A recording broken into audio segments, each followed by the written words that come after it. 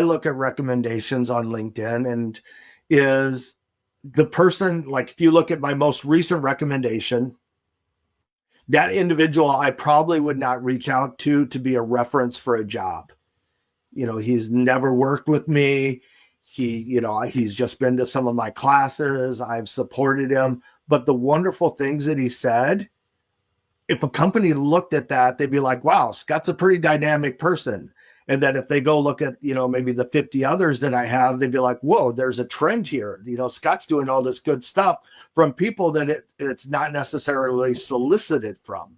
I don't have a problem with saying, hey, I'm really trying to grow my LinkedIn presence.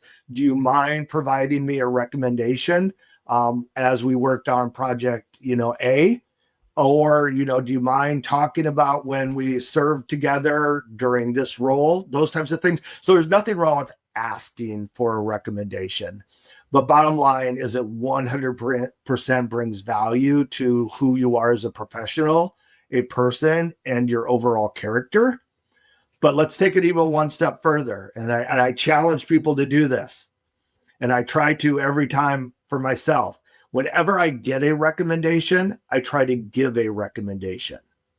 So giving recommendation is going to give that individual who receives it that feel-good moment to open up their profile and see that sitting there, and then they read it and they're like, wow, that was really nice that they did that for me. It's also going to help them grow professionally as they may be looking for new employment either now or later.